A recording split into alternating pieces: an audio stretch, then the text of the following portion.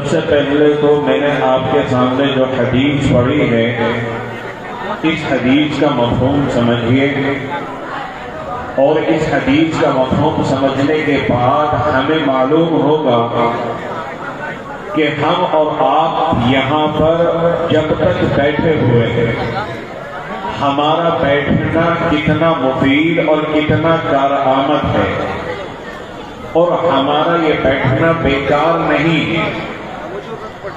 اللہ کے رسول صلی اللہ علیہ وسلم نے ارشاد فرمایا کہ جو لوگ اللہ کے گھر میں اکٹھا ہوتے ہیں اور قرآن کریم کی تلاوت کرتے ہیں وَيَتَدَارَسُونَهُ بَيْنَهُمْ، اور آپس میں قرآن و حدیث کا تذکرہ کرتے ہیں، اللہ اس کے رسول کا تذکرہ کرتے ہیں، تو ان کے اوپر اللہ کی ایک خاص قسم کی رحمت جس کو سکینت کہا جاتا ہے وہ سکینت نازل ہوتی ہے، اترتی ہے۔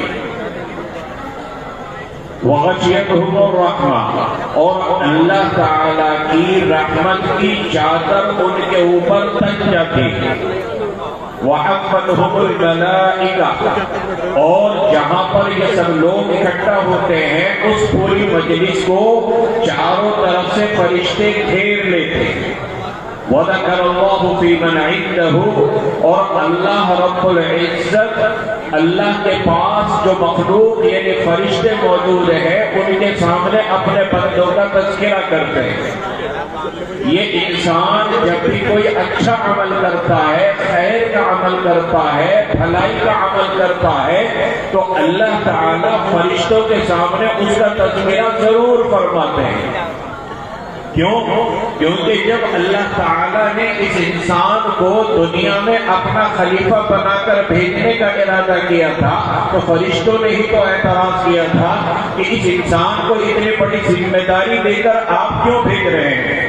لہذا یہ انسان جب بھی کوئی اچھا عمل کرتا ہے، اللہ کو یاد کرتا ہے، تو اللہ تعالیٰ فرشتوں کے سامنے اس کا تذکرہ فرماتے ہیں۔ کیوں؟ اس لیے کہ اللہ تعالیٰ نے فرمایا فَاذْكُرُونِي أَذْكُرْكُمْ، تم مجھے یاد رکھو تو میں تمہیں یاد رکھوں گا۔ ایک حدیث میں آتا ہے من ذکرنی فی نفسی ذکرتہ فی نفسی ومن ذکرنی فی ملئ ذکرتہ فی ملئ خیر منہ، کہ جس نے مجھے دل میں یاد کیا میں بھی اس کو اپنے دل میں یاد کرتا ہوں، اور جس نے مجھے ایک مجمع میں سب کے سامنے یاد کیا تو میں اس سے بہتر مجمع یعنی فرشتوں کے سامنے ان کا تذکرہ کرتا ہوں اور ان کو یاد کرتا ہوں۔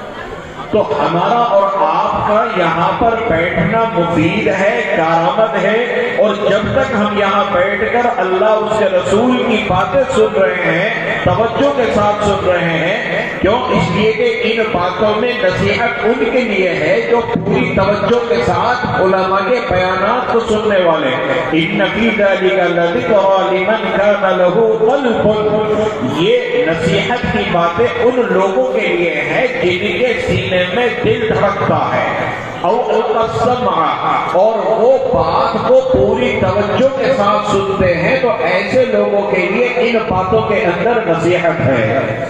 میرے عزیز دوستوں اور ساتھیوں، ہم اور آپ ان مدرسوں کے واسطے سے یہاں پر جمع ہیں، اور ان مدارس کے اندر قرآن کریم کی تعلیم دی جاتی ہے، نازلہ قرآن پڑھایا جاتا ہے ہمارے بچوں اور بچیوں کو، اور حفظ قرآن کریم کی تعلیم دی جاتی ہے۔ یہ قرآن کریم اللہ تبارک و تعالیٰ کی ایک مقدس اور پاکیزہ کتاب ہی نہیں بلکہ اللہ رب العزت کی ذات مبارک سے نکلا ہوا ایک کلام ہے۔ یہ قرآن کریم وہ کتاب ہے کہ جس کا پڑھنا بھی عبادت، جس کا پڑھانا بھی عبادت، جس کا سننا بھی عبادت، جس کا سنانا بھی عبادت، جس کو دیکھنا بھی عبادت، اور جس کو چھونا اور جس کو ہاتھ لگانا بھی عبادت۔ غرض یہ کہ قرآن کریم سے کسی بھی اعتبار سے وابستگی ہو تو یہ وابستگی بڑی بابرکت ہوتی ہے، اور جس چیز کو اللہ تعالیٰ قرآن کریم کے ساتھ نسبت عطا فرماتے ہیں اس کو اللہ رب العزت بڑی عزت اور بڑا اونچا مقام عطا فرماتے ہیں۔ اس کو آپ مثال سے ایسے سمجھیے کہ جیسے گھر کی جو ہماری بڑی بوڑھی عورتیں ہوتی ہیں، اور پہلے زمانے میں اس کا خاص طور پر بڑا دستور تھا کہ جب اپنے کپڑے بناتی ہیں تو کپڑوں میں سے، سوٹوں میں سے جو آدھ پاؤ یا اس سے کم کا کپڑا بچ جاتا ہے تو عورتیں ان کو گھر کے اندر گٹھری بنا کر رکھتی ہیں، اور گھر کا بچہ پوتا ہو، پوتی ہو، نواسا ہو یا نواسی ہو، جب وہ کہتا ہے کہ اماں میرا قرآن سینے، قرآن رکھنے کے لیے جستان سی دیجیے، تو اماں وہ پوٹلی نکالتی ہے اور اس میں سے ان کپڑوں کو جوڑ جوڑ کر جستان سیتی ہے۔ اب آپ دیکھیے کہ جستان بننے سے پہلے یہ کپڑا معمولی تھا اور یہ کپڑا حقیر ترین تھا، لیکن جب اس کا جستان سل جاتا ہے، اگر یہ جستان کہیں زمین پر ہمیں پڑا ہوا نظر آ جائے، ہمیں تو کیا، ہمارے گھر کے سمجھدار بچے کو بھی اگر جستان پڑا ہوا مل جائے، 5-6 سال کے بچے کو بھی جستان پڑا ہوا مل جائے تو وہ دوڑتا ہے اور اس جستان کو اٹھا کر چومتا ہے اور اس کو کسی اونچی تاک یا الماری کے اندر رکھ دیتا ہے۔ جب تک اس کپڑے کا جستان نہیں سلا تھا، جب تک اس کپڑے کی نسبت قرآن کے ساتھ نہیں ہوئی تھی، اس کا رشتہ قرآن کے ساتھ نہیں جڑا تھا، اس وقت تک اس کپڑے کی کوئی اہمیت نہیں تھی۔ نہ جانے کتنے کپڑے زمین کے اوپر پڑے رہتے ہیں، کبھی کسی کو نہیں دیکھا ہوگا کہ وہ قمیص کو زمین پہ سے اٹھا کر چوم رہا ہو یا رومال کو زمین پہ سے اٹھا کر چوم رہا ہو، لیکن قرآن کے ساتھ اب اس کپڑے کا جو رشتہ قائم ہو گیا، اس وجہ سے اس کپڑے کی بھی وہ عزت کرتا ہے۔ اسی طریقے سے لکڑی کی نہ جانے کتنی چیزیں بنتی ہیں۔ مسجد کے اندر مثال کے طور پر لکڑی کا دروازہ بھی ہوتا ہے، لکڑی کی کھڑکی بھی ہوتی ہے، لیکن کیا کبھی کسی کو دیکھا کہ مسجد کے اندر آئے اور آ کر دروازے اور کھڑکیوں کو چومنے لگے؟ لیکن اسی لکڑی کی جب قرآن رکھنے کے لیے رحل بنا لی جاتی ہے، اگر یہ رحل زمین کے اوپر پڑی ہو تو ہمارا بچہ بھی دوڑ کر اس رحل کو اٹھاتا ہے اور چوم کر اس کو اونچی جگہ کے اوپر رکھتا ہے۔ آپ دیکھیے لکڑی کی رحل بننے سے پہلے لکڑی کی نہ کوئی عزت تھی، نہ کوئی اس کا احترام تھا، نہ اس کا کوئی ادب تھا، لیکن قرآن سے رشتہ ہونے کی وجہ سے اللہ نے ایک معمولی لکڑی کو بھی اعزاز عطا کیا ہے۔ ہم اور آپ تو اہل قرآن ہیں، اللہ نے قرآن ہمارے لیے نازل کیا، اللہ نے قرآن ہمارے لیے اتارا۔ ہم اگر قرآن کریم کے ساتھ اپنا رشتہ مضبوط کرنے والے ہوں اور قرآن سے اپنا تعلق مضبوط کرنے والے ہوں تو کیا اللہ رب العزت ہمیں عزت نہیں عطا فرمائیں گے؟ کیا اللہ رب العزت ہمارا مقام اونچا نہیں کریں گے؟ یہ قرآن کریم جو ہمارے یہ چھوٹے بچے اور بچیاں ان مدرسوں سے سیکھ کر جاتے ہیں اور مدرسوں میں پڑھتے ہیں اور گھر میں جا کر اپنا سبق یاد کرتے ہیں اور قرآن کریم کی تلاوت کرتے ہیں، یہ کوئی معمولی نعمت نہیں ہے، بلکہ جس بستی کے اندر بھی قرآن کریم پڑھا جاتا ہے اس بستی میں اللہ تعالیٰ کی رحمت کی برسات ہوتی ہے۔ خود قرآن کہتا ہے وَإِذَا قُرِئَ الْقُرْآنُ فَاسْتَمِعُوا لَهُ وَأَنصِتُوا لَعَلَّكُمْ تُرْحَمُونَ، جب قرآن پڑھا جائے تو تم اس کو خاموشی کے ساتھ اور پوری توجہ کے ساتھ سنو تاکہ تمہارے اوپر اللہ کی رحمتوں کی بارش ہو۔ لَعَلَّكُمْ تُرْحَمُونَ، اس سے معلوم ہوتا ہے کہ جہاں قرآن پڑھا جاتا ہے وہاں اللہ کی رحمتوں کی برسات ہوتی ہے، وہاں اللہ کی رحمتیں اترتی ہیں۔ تو ان مدرسوں کے واسطے سے یہ بچے اور بچیاں مدرسے میں قرآن پڑھیں یا گھر جا کر قرآن پڑھیں یا ہم اور آپ قرآن کریم کی تلاوت کو اپنا معمول بنائیں تو ہمارے زندگیوں میں بھی برکت آئے گی اور ہماری بستیوں کے اندر بھی اللہ کی طرف سے خیر اور رحمتیں نازل ہوں گی۔ حضرات صحابہ کرام وہ بھی ہماری اور آپ کی طرح کے انسان تھے اور ان کی بھی وہی ضروریات تھی جو ہماری ضروریات ہیں. ان کے بھی بیوی بچے تھے, ان کے بھی رشتے دار تھے, ان کی بھی کھیتی باڑیاں تھی, وہ بھی ملازمت کرتے تھے, وہ بھی کاروبار کرتے تھے. غرض یہ کہ جو ضروریات ہماری وہ حضرات صحابہ کرام کی تھی, لیکن ان صحابہ کرام کا جو اعزاز اور ان صحابہ کرام کا جو اونچا مقام اور اونچا مرتبہ ہے, اس کے اسباب میں سے ایک اہم سبب یہ تھا کہ انہوں نے قرآن کریم کو مضبوطی کے ساتھ پکڑا اور قرآن کریم کو اپنی عملی زندگی کے اندر داخل کیا اور قرآن کریم کی تلاوت کو اپنا معمول بنایا. روایات کے اندر آتا ہے کہ ایک مرتبہ ایک صحابی تہجد کے اندر قرآن کریم کی تلاوت کر رہے تھے اور قرآن پڑھتے ہوئے اتنا مزہ آ رہا تھا کہ وہ اونچی آواز میں قرآن پڑھنے لگتے. برابر میں چارپائی کے اوپر بچہ لیٹا ہوا تھا اور وہیں پر ایک گھوڑا بندھا ہوا تھا. جب یہ اونچی آواز کے اندر قرآن پڑھنا شروع کرتے تھے تو گھوڑا بھٹکتا تھا. ان کو خطرہ ہوتا کہ ایسا نہ ہو کہ میرے بچے کو نقصان پہنچ جائے. یہ اپنی آواز کو نیچی کر لیا کرتے. پھر تھوڑی دیر کے بعد قرآن پڑھنے میں مزہ آتا تو یہ اپنی آواز اونچی کرتے, پھر گھوڑا بھٹکنے لگتا. ان کو بچے کا خطرہ ہوتا, یہ اپنی آواز نیچی کر لیتے. اسی طریقے سے رات پوری ہوئی. جب رات کا آخری وقت آیا, صبح صادق کا وقت آیا, انہوں نے دعا کے لیے ہاتھ اٹھائے تو انہوں نے دیکھا کہ ان کے سر کے اوپر سے کچھ روشنیاں ہیں جو زمین سے آسمان کی طرف جا رہی ہیں. ان کو دیکھ کر بڑی حیرت ہوئی, بڑا تعجب ہوا, لیکن کچھ سمجھ میں نہیں آیا. صبح کو رسول اکرم صلی اللہ علیہ وسلم سے اپنی رات کا پورا واقعہ بیان کیا اور ان روشنیوں کا بھی تذکرہ کیا. رسول اکرم صلی اللہ علیہ وسلم نے فرمایا کہ یہ اللہ کے معزز فرشتے تھے جو تمہارا قرآن کریم سننے کے لیے آئے تھے. اگر تم اونچی آواز میں قرآن پڑھتے رہتے تو آج مدینے والے بھی ان فرشتوں کو اپنی آنکھوں سے دیکھ لیا کرتے تھے. یاد رکھیے, جب ہم اور آپ قرآن کریم پڑھتے ہیں تو اللہ تبارک و تعالی ہمارے قرآن پڑھنے کو سنتے ہیں. ہم جتنے اچھے لب و لہجے میں اور جتنے خشوع خضوع کے ساتھ قرآن کی تلاوت کریں گے اور قرآن کو پڑھیں گے تو اللہ تعالی ہماری طرف متوجہ ہوں گے. وجہ اس کی یہ ہے, حدیث کے اندر آتا ہے کہ اگر تم اللہ تعالیٰ سے بات کرنا چاہتے ہو, مناجات کرنا چاہتے ہو تو قرآن کریم پڑھا کرو. ہمارا قرآن پڑھنا گویا ہمارا اللہ میاں سے باتیں کرنا ہے, اور جب ہم اللہ میاں سے باتیں کریں گے تو ایسا ممکن نہیں کہ اللہ تعالیٰ ہماری طرف توجہ نہ دے. ایک صحابی حضرت ابی ابن کعب رضی اللہ تعالیٰ عنہ کا نام آپ نے سنا ہوگا, بڑے صحابہ میں سے ہے اور اللہ نے بڑی اچھی آواز, بڑی عمدہ آواز عطا فرمائی تھی. قرآن کریم بہت اچھے لب و لہجے کے اندر پڑھا کرتے تھے. ایک مرتبہ حضرت جبرائیل علیہ السلام رسول اللہ صلی اللہ علیہ وسلم کے پاس آئے اور کہا کہ جبرائیل ابی ابن کعب سے کہو کہ وہ قرآن سنائے اور اے محمد تم بھی سنو اور میں بھی سنوں گا. رسول اکرم صلی اللہ علیہ وسلم نے حضرت ابی ابن کعب کو اللہ تعالیٰ کا یہ پیغام پہنچایا.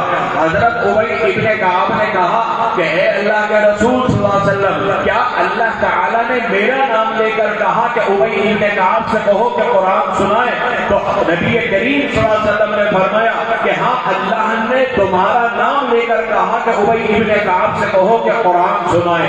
اور ابی ابن کعب نے جہاں یہ سنا تو وہ ساروں قطار رونے لگے کہ کہاں میں اور کہاں اللہ رب العزت. اس واقعے سے معلوم ہوتا ہے کہ ہم اور آپ جب قرآن کریم پڑھتے ہیں, قرآن کی تلاوت کرتے ہیں تو اللہ تعالیٰ خود سنتے ہیں, اور جب اللہ ہمارے قرآن پڑھنے کو سنیں گے تو کیا اللہ اللہ کی رحمت ہماری طرف متوجہ نہیں ہوگی؟ کیا اللہ کی رحمتوں کی ہمارے گھروں پر اور ہماری بستیوں پر برسات نہیں ہوگی؟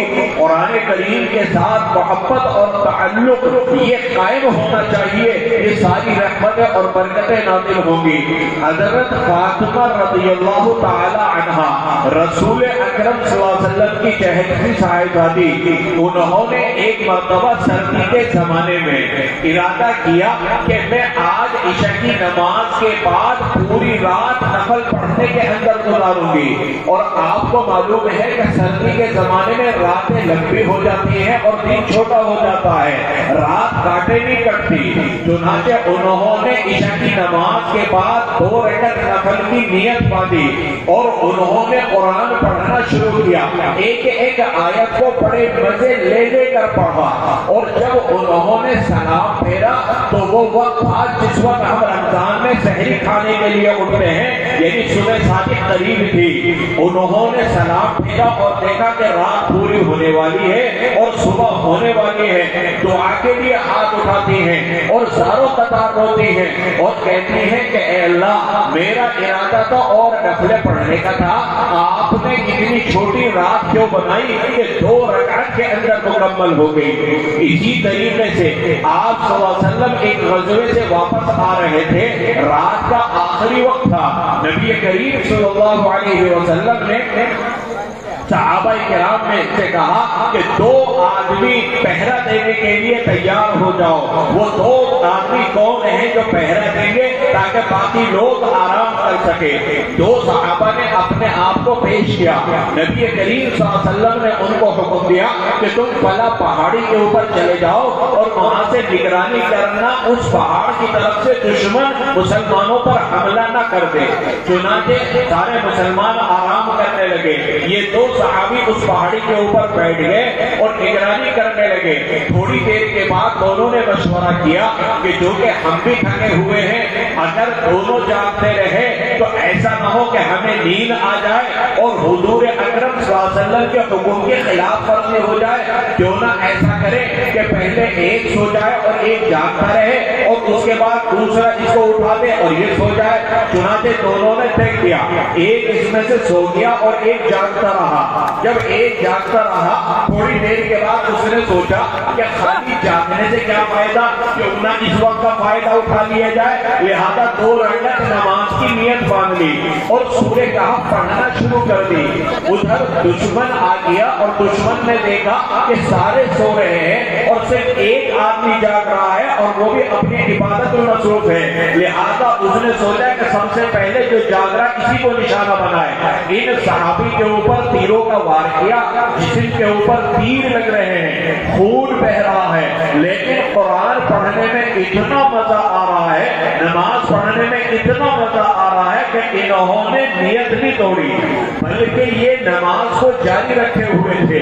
جب انہوں نے دیکھا کہ میرے جسم سے خون اتنا بہ گیا کہ ایسا نہ ہو میں بے ہوش ہو جاؤں اور دوسرے مسلمانوں کو نقصان پہنچے، انہوں نے جلدی سے سلام پھیرا اور اپنے ساتھی کو جگایا۔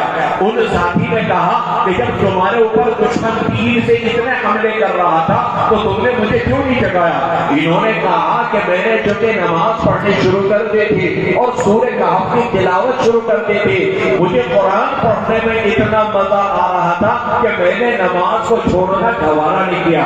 یہ تھا حضرات صحابہ کرام کا قرآن کریم کے ساتھ تعلق۔ ایک مرتبہ حضرت عمر فاروق رضی اللہ تعالی عنہ جب خلیفۃ المؤمنین بنے، مکہ مکرمہ میں ایک پہاڑ کے اوپر کھڑے ہیں اور پہاڑ کی جڑ میں دیکھ رہے ہیں، سب گرمی کا زمانہ ہے، دوپہر کا وقت ہے، سورج اپنے شباب پر ہے، تیز دھوپ ہے۔